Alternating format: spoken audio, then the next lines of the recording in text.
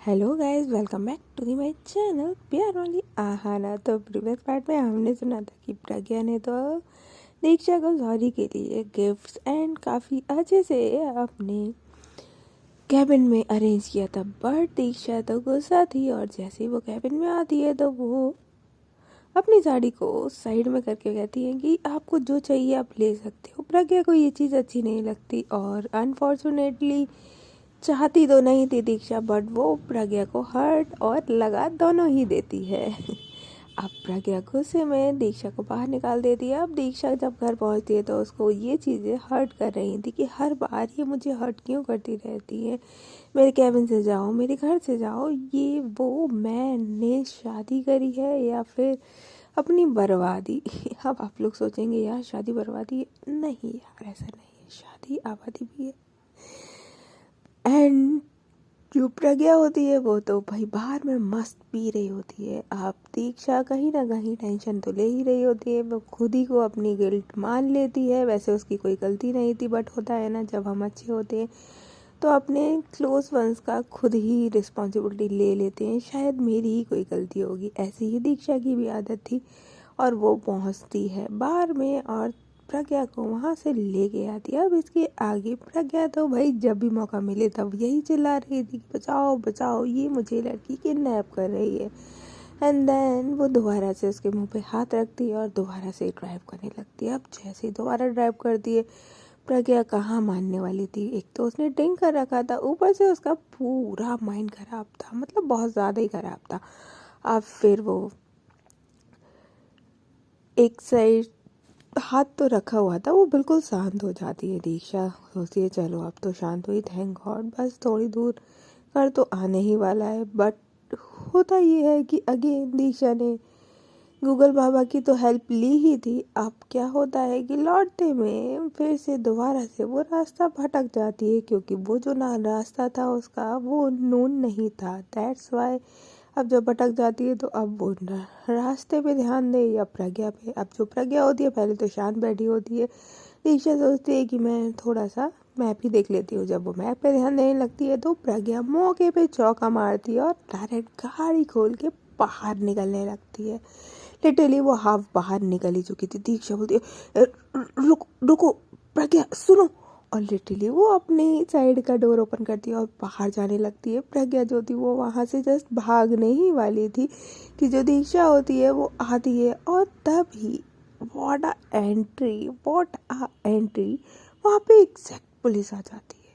अब दीक्षा की हवा टाइट हो जाती है कि ये पुलिस कहाँ से आ गई, किसने फ़ोन करा एग्जैक्ट। ये कोई यूएसए नहीं है कि यहाँ पुलिस भटक रही है। बट अब इंडिया ने भी डेवलपमेंट कर ही लिया है यार, नाइट में पुलिस आ जाती है, कुछ ऐसी हरकतें हो तो फिर क्या था। ओ गॉड, दीक्षा जो है वो प्रज्ञा को बस पकड़ने जा रही थी कि तब तक जब पुलिस मैन उतरता है तो इंस्पेक्टर जो होता है प्रज्ञा चिल्लाती बोलती है बचाओ इंस्पेक्टर, मुझे बचाओ, ये लड़की मुझे किडनैप कर रही है। ओ गॉड, ये क्या कर रही हो प्रज्ञा, ऐसा दीक्षा सोचती है और बोलती है ये मरवाएगी, मुझे मरवाएगी। नाइट नाइट मुझे हवालात में बतानी पड़ेगी इस लड़की के चक्कर में, जहाँ मैंने कभी आज तक पुलिस स्टेशन नहीं देखा, मुझे इस लड़की के चक्कर में पुलिस स्टेशन जाना पड़ेगा। ओ गॉड, मैंने शादी क्यों करी है इससे। एंड देन जो प्रज्ञा होती है वो इंस्पेक्टर के पास चली जाती है और दोबारा से बोलती है ये लड़की मुझे किडनैप कर रही है, इसको पकड़ो। अब जो इंस्पेक्टर होता है वो आता है। अब ऑफ कोर्स प्रज्ञा ने तो ड्रिंक करा हुआ था, वो साफ दिख रहा था, तो वो आता है और बोलता है कि ये क्या बोल रही है। तो दीक्षा बोलती है सर ऐसा कुछ नहीं है, वो जस्ट उन्होंने ड्रिंक कर रखा है, दैट्स वाई वो ऐसा बोली है, आई एम हर वाइफ। जो इंस्पेक्टर होता है बोलता है तो वाइफ हो तो ये ऐसा किडनैपिंग का क्यों बोल रही है लाइक। तो दीक्षा बोलती है कि सर आपको तो पता ही है ना कि वाइफ एंड वाइफ में थोड़ी तो झगड़ा होता ही रहता है, बस हमारा थोड़ा सा आर्ग्यूमेंट हो गया है, दैट्स वाई ये नाराज़ हो गई है और कुछ भी नहीं है।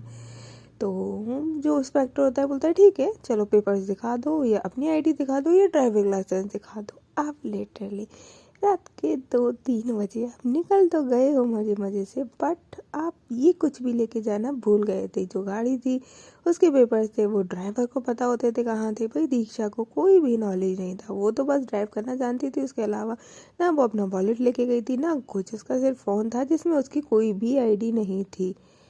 अब वो कहती है सर ये प्रज्ञा सक्सेना है, आप जानते होंगे। वो मेंशन करती है तो वो बोलते हैं कि हाँ ठीक है। वो सर्च करता है तो प्रज्ञा का तो नाम आ जाता है, बट दूर दूर तक दीक्षा का कोई नामो निशान नहीं था। हाँ, इनकी शादी का अभी तक कुछ भी ऐसा मेंशन नहीं था। ओ गॉड। दीक्षा बोलती है सर ऐसा ऐसा। अब वो जो सर होते हैं वो प्रज्ञा से पूछते हैं ये तुम्हारी वाइफ है? तो प्रज्ञा बोलती है कि ये मुझे किडनैप करी है और आप मुझे इसकी वाइफ बोल रहे हो? मेरी वाइफ तो एकदम एकदम लाखों में नहीं नहीं नहीं करोड़ों में एक होगी, जो मुझे एकदम एकदम अपनी पलकों पे रखेगी और मैं उसको प्रिंसेस की तरह ट्रीट करूँगी। ये इतनी गंदी सी छी, याक, इसको देख के तो उल्टी आ जाए। इसको ये मेरी वाइफ बनेगी? सीरियसली? तो वो जिस तरीके से बात कर रही थी इंस्पेक्टर अब बेचारा कंफ्यूज हो जाता है कि ये इसकी वाइफ है या नहीं, ये सच्ची में किडनैप तो नहीं कर रहे। अब लिटरली बोलता है कि चलो तो थाने चलो। आप दीक्षा बोलती है सर आप फालतू में परेशान हो रहे हैं, ऐसा वैसा कुछ नहीं है। देखो ये गाड़ी भी कोई आपको लाइक कोई किडनैपिंग वाली लग रही है क्या? तो उसके जो ऑफिसर होता है वो बोलता है कि आजकल कोई भरोसा नहीं है, कब क्या कैसे हो जाए, कोई भरोसा नहीं है। क्या पता फिरौती के लिए तुम इसको किडनैप कर रही हो, तुम उसकी नोन हो, दैट्स वाई ये इस तरीके से बिहेव कर रही है। आप दीक्षा बोलती है सर ऐसा कुछ भी नहीं है। तो बोलते हैं कि नहीं पहले थाने चलो। अब वही रात के 3:30 बजे ये लोग थाने पहुंचते हैं। दीक्षा अपना सिर पकड़ लेती है और उसको बहुत तेज गुस्सा आ रही थी प्रज्ञा पे, क्योंकि जो प्रज्ञा की हरकतें थी ना क्या ही कहना। अब जब थाने पहुंच जाते हैं, अब वहाँ पे जो दीक्षा होती है वो अपना फ़ोन यूज़ करती है और लिटरली लाइक अब घर पे वो फ़ोन 3:30 बजे करेगी और लाइक पुलिस स्टेशन का बताएगी। तो ऑफ कोर्स उसके घर वाले, उसके क्या प्रज्ञा के भी घर वाले, यहाँ तो बात थोड़ी सी ख़राब हो जाएगी। दीक्षा नहीं चाहती थी कि घर वाले परेशान हो। हाँ, किसी की भी गलती हो, चाहे दीक्षा की चाहे प्रज्ञा की, बट दीक्षा नहीं चाहती थी ये वाली थिंग्स। तो वो प्रज्ञा का फ़ोन लेती है। प्रज्ञा बोलती है मेरा फ़ोन क्यों ले रही हो? दीक्षा बोलती है क्यों नहीं लूँगी तो वो ले लेती है। और फिर उसके बाद उसमें वो जो उसके फ्रेंड का फ़ोन होता है नाम, क्योंकि वो एक बार तो पहले मिल चुके थे, तो वहीं पे बस उसका नाम सर्च करती है और उस पर कॉल करने लगती है। जैसे ही वो कॉल करती है तो कॉल लिस्ट जो होती है ना उसमें एक फ़ोन ऑफ कोर्स डे में जो उसने करा था वो गर्लफ्रेंड के नाम से भी था। दीक्षा वो भी देख लेती है और उसको काफ़ी जेलसी फील होती है। गर्लफ्रेंड ओके, तो इन मैडम की गर्लफ्रेंड भी है। डे में इन्होंने गर्लफ्रेंड से बात करी है, वाइफ अलग गर्लफ्रेंड अलग, और पता नहीं क्या क्या है इस लड़की का। एंड देन वो फ़ोन करती है उसकी फ्रेंड को कि लाइक ये आपकी फ्रेंड ने ये हरकतें करी है, अब लाइक बताइए क्या करना है, लाइक अर्पित को। तो अर्पित बोलता है अरे वो अभी मैं कॉल करता हूँ, अभी कोई प्रॉब्लम नहीं है। देन उसके बाद जो अर्पित होता है वो कॉल तो करता है बट वहाँ से बात नहीं सुलझती क्योंकि नाइट ज़्यादा हो गई थी। अब अर्पित खुद ही आता है लाइक अराउंड 4, 4:30 बज जाते हैं। दोनों को आता है, छोड़ाता है। देन उसके बाद लिटरली वो बोलता है अरे इसने इतना ड्रिंक क्यों करा हुआ है। दीक्षा को उस टाइम पे बहुत गुस्सा आ रही थी क्योंकि उसने उसके फ़ोन में गर्लफ्रेंड का जो नाम देख लिया था। तो बोलती है कि मुझे क्या पता, ये तुम्हारी दोस्त जाने पी पी के पता नहीं कौन से चीप बार में बैठे थे, मेरी ही गलती हो गई थी जो मैंने सोच लिया लाओ इनको ले आऊँ, मेरी गलती थी। अर्पित बोलता है हम भाभी जी आप इतना गुस्सा क्यों कर रहे हो, कूल डाउन हो जाता है, कभी कभी उसका माइंड डिस्टर्ब होता है तो वो कर लेती है, इसमें क्या बड़ी बात है।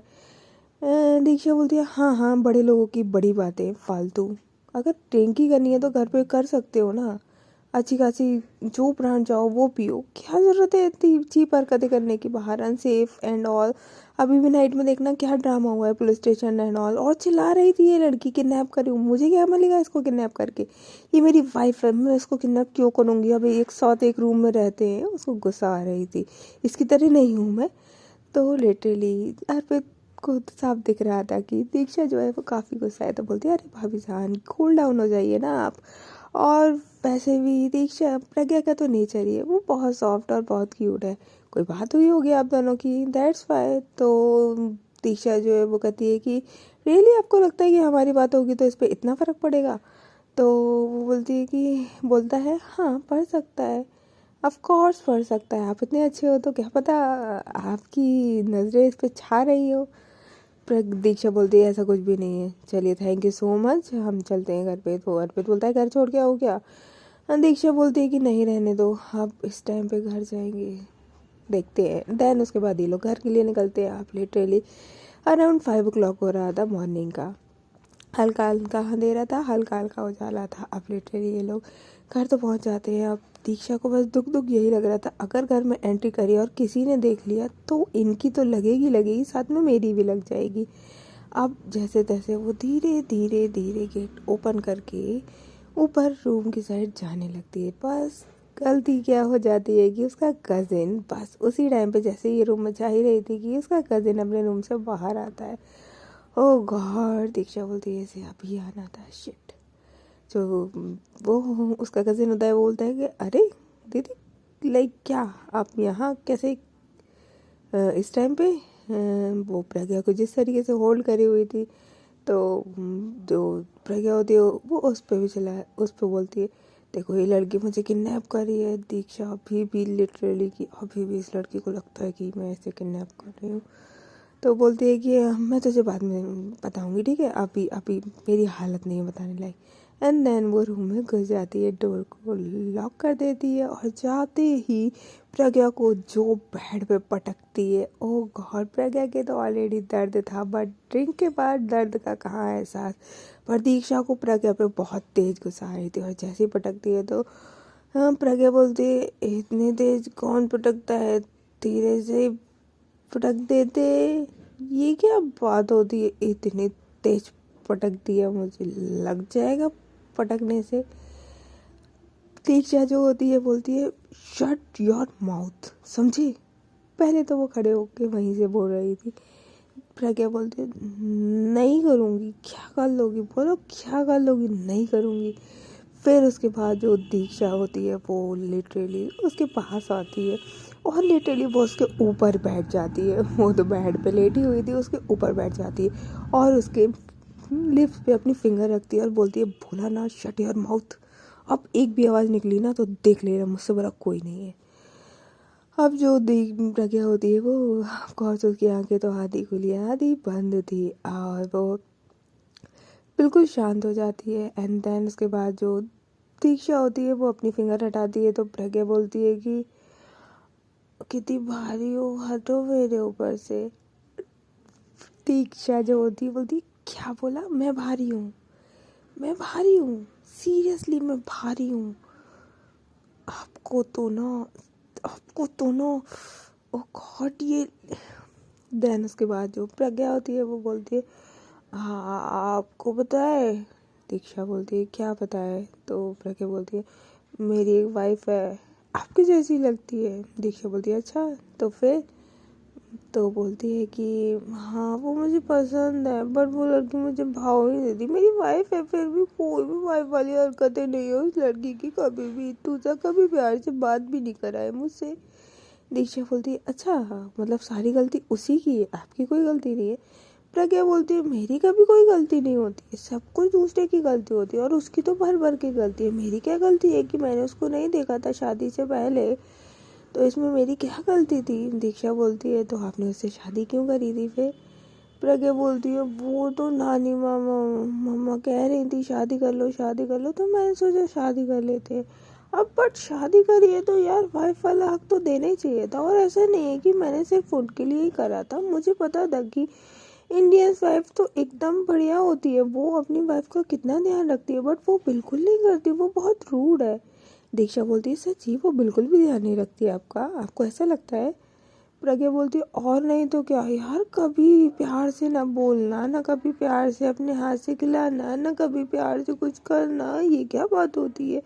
जैसे तो शादी जैसे भी हुई हो doesn't matter, but we are Indians, तो कम से कम कल्चर तो फॉलो करना चाहिए ना उसको। आई एम हर वाइफ, थोड़ा भी तो रिस्पेक्ट देना चाहिए था, थोड़ा तो मेरे करीब आना चाहिए, थोड़ा तो मुझसे प्यार करना चाहिए, बट वो लड़की बिल्कुल भी नहीं करती है। दीक्षा को गुस्सा आ रही थी क्योंकि वो उसकी बुराई पे बुराई कर ही जा रही थी। दीक्षा बोलती है तो आपको क्या करना है, आपकी तो गर्लफ्रेंड भी है। प्रज्ञा बोलती है हाँ तो गर्लफ्रेंड और वाइफ में तो फ़र्क होता है ना, गर्लफ्रेंड गर्लफ्रेंड होती है, वाइफ वाइफ होती है। दीक्षा बोलती है तो आपको सब कुछ चाहिए, एक हाथ में गर्लफ्रेंड एक हाथ में वाइफ, सीरियसली लॉयल नहीं रह सकते आप। प्रज्ञा बोलती है लॉयल्टी की बात कहाँ से आ गई, किसी भी लड़की को नाराज़ नहीं करना चाहिए, एक हाथ में दो हाथ में क्या, मैं तो चारों तरफ अपनी लड़कियां रखूँ, आज एक कल दो कल तीन चार पाँच छः सात, वो इस तरीके से गाने लगती है। दीक्षा लिटरली उसको इतनी तेज़ गुस्सा आती है, इतनी तेज़ गुस्सा आती है कि वो प्रज्ञा के गाल पे अपना हाथ रखती है और धीरे से थप्पड़ देती है। देना तो तेज चाहती थी पर वो धीरे से देती है। प्रज्ञा अपनी आंखें खोलती है और बोलती है हाँ तो मेरे ऊपर से कितनी भारी हो तुम। दीक्षा बोलती है फिर से शुरू हो गई ये लड़की, जाओ जो करना है, 4 लड़के अपने आगे टोलाओ चाहे 5 लड़के, मुझे क्यों फ़र्क पड़ रहा है इससे जी, मुझे क्यों फ़र्क पड़ रहा है। देन उसके बाद जो प्रज्ञा होती है, जैसे ही दीक्षा उससे उठने लगती है तो प्रज्ञा उसका हाथ पकड़ती है और अपनी तरफ पुल करती है। जैसे अपनी तरफ खींचती है तो उसके ऊपर दीक्षा जो है आगे गिर जाती है और लिटरली इन दोनों का फेस काफ़ी क्लोज हो जाता है। देन उसके बाद प्रज्ञा बोलती है कि मेरी वाइफ को मैं किस तो कर ही सकती हूँ ना, कम से कम आज तक मैंने उसको एक किस नहीं करी, क्या एक किस तो बनता है ना, आखिर वो मेरी वाइफ है। और वो इतना लिटरली कह के मासूमियत के साथ वहीं पे अपनी आँख बंद करके सो जाती है। और जो दीक्षा होती है वो उसके उतने ही क्लोज होती है और उसका जो एक हाथ होता है वो प्रज्ञा के चेस्ट पे होता है और प्रज्ञा का जो एक हाथ होता है वो एक हाथ तो उसके हाथ से पकड़ा हुआ था और दूसरा हाथ जो होता है वो उसकी कमर पे होता है। अब लिटरली जो दीक्षा होती है बोलती है कि इतने पास होने के बाद आप प्यारे तो बहुत हो और मैं आपको प्यार भी करती हूँ, प्यार करना भी चाहती हूँ, वाइफ वाले सारे हक देना भी चाहती हूँ, बट आई डोंट नो, मुझे नहीं पता था कि अरेंज मैरिज ऐसी होती है जिसमें हम बिल्कुल भी नहीं जानते इसी को और फिर उसके साथ लाइफ एडजस्ट करना कितना मुश्किल हो जाता है। आई लाइक यू, मैं देना चाहती हूँ आपको सारे हक वो, बट एंड देन वो देखती है कि प्रज्ञा तो सो चुकी है। अब जब वो सो चुकी है तो बोलती है कि आपको किस चाहिए ना, मैं आपको किस देती हूँ, मुझे भी चाहिए, मुझे अपनी वाइफ से किस चाहिए। ऑफकोर्स जितनी तो आपने शायद अपनी लाइफ में इतनी करी होंगी, मैंने तो कभी किसी को किस तक नहीं किया है, मैं तो सिर्फ अपनी वाइफ के साथ किस करना चाहती थी। एंड देन वो उसके लिप पे अपने लिप रख देती है सीरियसली। बट जो प्रज्ञा थी वो तो नशे में और नींद में थी, बट जैसे उसके ऊपर लिप आते हैं दीक्षा के तो वो कहीं ना कहीं एक्टिव हो जाती है और एक्टिव होते ही दीक्षा को तो लगता था कि प्रज्ञा सो चुकी है, बट प्रज्ञा के बॉडी पार्ट्स एकदम से एक्टिव होके जैसे उस पे लिप्स टच होते हैं दीक्षा के लिप्स थे वो किस करना शुरू कर देती है। दीक्षा भी पीछे नहीं रहती। ऑफ कोर्स ये फर्स्ट टाइम था जब उसने उसको किस किया था और वो उसको किस करना शुरू कर देती। दोनों एक दूसरे से काफ़ी बेइंतहा तरीके से किस कर रहे थे, पैशनेट तरीका भी था, काफ़ी डीप भी थी और काफ़ी जोश में था। हाँ क्योंकि ये फर्स्ट किस जो था दीक्षा का ये लाइफ का फर्स्ट किस था और प्रज्ञा तो काफ़ी अच्छे से किस करना जानती थी। लिटरली इन लोगों की जो ये किस थी वो लिप तक ही नहीं, टंग तक ही नहीं, एक दूसरे को पूरा पूरा टेस्ट करने तक चली जाती है। और ये किस अराउंड 10 मिनट तक चलती है। दोनों की सांसें काफ़ी गहरी हो चुकी थी, दोनों सांस लेना भूल से गए थे और कभी कभी तो सांस ही भूल जा रही थी। एंड देन उसके बाद जो दीक्षा है उसको एकदम से हो जाता है और वो पीछे की साइड हटती है और फिर उसके बाद वो वहाँ से उठती है और लिटरली वॉशरूम की तरफ चली जाती है और अपने लिफ्ट पे अपना हाथ रखती है और बोलती है ये क्या किया मैंने, ये क्या किया मैंने, It's my first kiss with her, with my wife. But उन्होंने ड्रिंक करा हुआ था। क्या मैंने सही करा? क्या मुझे ऐसे किस करना चाहिए था? शायद हाँ। उसकी हार्ट बीट काफ़ी तेज़ थी, उसकी सांसें काफ़ी तेज़ थी, और इस तरीके से वो वॉशरूम में लिटरली काफ़ी देर तक खड़ी रहती है और अपनी गहरी गहरी सांसों को कंट्रोल करने की कोशिश कर रही थी। वहाँ जो दीक्षा प्रज्ञा होती है वो अपने ऊपर कहीं ना कहीं दीक्षा को ढूंढ रही थी और आवाज़ लगाती, कहाँ गए, प्लीज़ कम ऑन ना, कंटिन्यू टू किस ना, कहाँ गए दीक्षा, प्लीज़ ना, आई वांट टू किस यू ना, प्लीज़ कम ऑन ना baby, baby please, please one more, I want किस यू प्लीज़।